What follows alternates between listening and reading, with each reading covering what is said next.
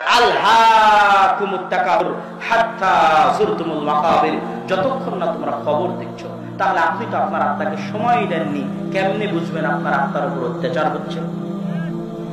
একদিন সময় দিয়ে দেখেন, রাতের অন্ধকারে ঘরের দরজা বন্ধ করে নির্জনে নিরিবিলি অবস্থায় নিজের অতীত, বর্তমান, ভবিষ্যৎ, অস্তিত্ব, মৃত্যু নিয়ে চিন্তা ভাবনা করে দেখেন। আপনার আত্মার ছটফটানিতে, আপনার আত্মার হতাশায়, আপনার আত্মার চিন্তায়, আপনার আত্মার দুঃখে আপনার চোখ দিয়ে যদি পানি না বের হয়েছে, হতে বাধ্য, হতেই হবে। এটাই হচ্ছে আত্মার চিৎকার, এটাই হচ্ছে আত্মার উপর জুলুম।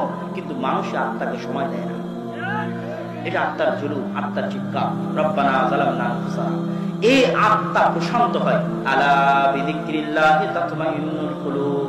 এই ছটফট করতে থাকা আত্মা, হতাশাগ্রস্ত আত্মা, চিন্তাগ্রস্ত আত্মা, প্রত্যেকের আত্মা, আমাদের সকলের প্রত্যেকের আত্মা ছটফট করছে, কিন্তু আমরা সময় দিই না আত্মাকে ওই ছটফট অনুভব করতে পারার মতো। কেন? আলহাকুমুত তাকাসুর। দুনিয়াতে এমন মাধ্যম তৈরি হয়ে গেছে যে আমরা কোনো সময় আত্মাকে সময় দিব, এই সময় বের করতে পারার মতো সময় আমাদেরকে দুনিয়া দিতে দেয় না।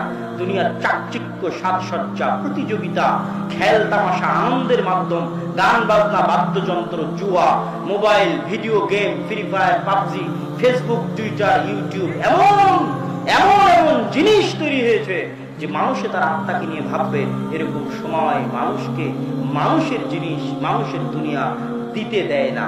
এটা হচ্ছে সবচেয়ে ভয়ঙ্কর। কিন্তু সবার আত্মা ছটফট করতেছে, অত্যাচারিত, নির্যাতিত। এই আত্মার কান্না আপনি শুনতে পাবেন যদি আপনি আত্মাকে সময় দেন। আর এই আত্মা প্রশান্ত হবে। আলা বিযিকরিল্লাহি তাতমাইন্নুল কুলুব।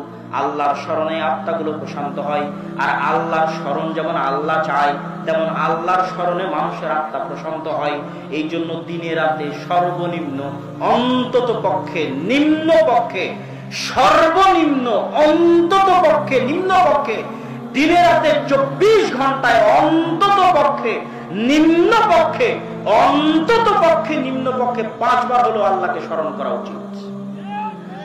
যে মানুষ দিনে রাতে 24 ঘন্টায় সর্বনিম্ন পক্ষে 5 বার তার প্রতিপালককে স্মরণ করতে পারে না, তার সৃষ্টিকর্তাকে স্মরণ করতে পারে না, তার সাথে তার সৃষ্টিকর্তার আর কোনো কানেকশন বাকি থাকে না, কোনো সম্পর্ক বাকি থাকে না। আর যার সাথে যার সৃষ্টিকর্তার সম্পর্ক নাই, সৃষ্টিকর্তার যোগাযোগ নাই, ওই ইয়তীম। কেমন ইয়তীম?